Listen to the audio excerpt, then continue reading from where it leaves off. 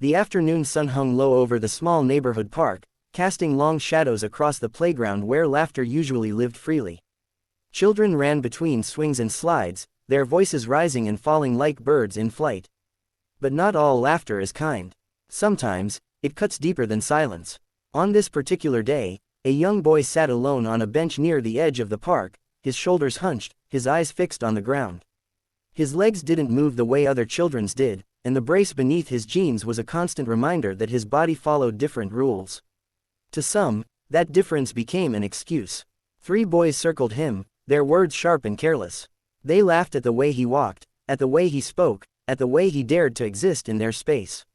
Each insult landed like a stone, piling up until the boy felt crushed beneath their weight. He had learned not to cry. Crying, he knew, only gave them more power. So he stayed quiet, gripping the edges of the bench, wishing the ground would open and swallow him whole. What the boys didn't notice was the man standing just beyond the basketball court. He was tall, broad-shouldered, wearing a faded jacket that had seen better days. His hair was neatly trimmed, his posture straight in a way that never quite fades, no matter how many years pass. He was a single father and a veteran, a man who had faced chaos louder than this, cruelty far more dangerous. But this small, ugly moment, stopped him cold. He had come to the park with his young daughter, who was now happily chasing pigeons a few yards away. When he heard the laughter, something in his chest tightened. It wasn't just anger, it was recognition. He had seen this before, in different forms, in places where power was abused and the vulnerable paid the price. He didn't rush in shouting. He didn't need to. Calm had always been his strongest weapon. He walked toward the bench, his steps measured and quiet. The boys noticed him too late. He stopped beside them, his presence alone enough to shift the air. He didn't raise his voice. He didn't threaten. He simply looked at them, really looked at them, with eyes that carried stories they would never understand. "Is there a reason you think this is okay?" he asked softly. The boys froze. One muttered something under his breath. Another shrugged, suddenly very interested in the ground. The man crouched slightly, bringing himself closer to their level, but his voice remained steady. "You see a boy sitting here," he continued, "and instead of choosing kindness, you chose cruelty. That choice says nothing about him. It says everything about you." Silence followed. Heavy, uncomfortable silence. The boys shifted, unsure of how to respond to a man who wasn't yelling, who wasn't trying to scare them, but somehow did both without trying. After a moment, one of them whispered an apology. Another nodded awkwardly. Without another word, they walked away, their laughter gone. The man turned to the boy on the bench. "You okay, buddy?" he asked. The boy nodded, though his eyes were glassy. The man sat beside him, not too close, giving him space. "You didn't do anything wrong," he said. "Not a single thing." Those words, simple as they were, cracked something open inside the boy. He looked up for the first time, really looked, and managed a small smile. What neither of them knew was that someone had been watching from across the park. A woman stood near a black luxury car parked along the curb. She was elegant, composed, the kind of person who seemed out of place in a modest neighborhood like this. But her eyes were fixed on the scene that had just unfolded. She had seen everything, the bullying, the quiet intervention, the way the man chose dignity over dominance. She was a billionaire, though few would have recognized her as such in that moment. To the world, she was a powerful businesswoman, a name whispered in boardrooms and printed in financial headlines. But here, she was simply a mother. The boy on the bench was her son. She had suggested the park that day, hoping to give him a sense of normalcy, of childhood joy unshadowed by doctor's appointments and therapy sessions. She had stayed back, wanting him to feel independent, unaware that her heart would be tested in ways she hadn't anticipated. Watching her son be mocked hurt more than any market crash ever could. Watching a stranger step in with such grace left her breathless. As the man helped the boy to his feet, encouraging him to try the slide again if he wanted, she felt tears prick her eyes. Not tears of fear this time, but of something warmer.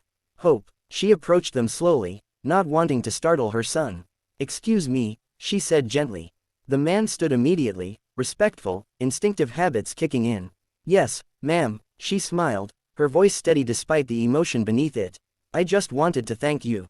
That's my son." The man glanced at the boy, who now stood a little taller, leaning lightly against the bench. "He's a brave kid," the man replied simply. Her smile widened. You didn't have to do what you did. He shrugged. Someone should. Those two words lingered between them.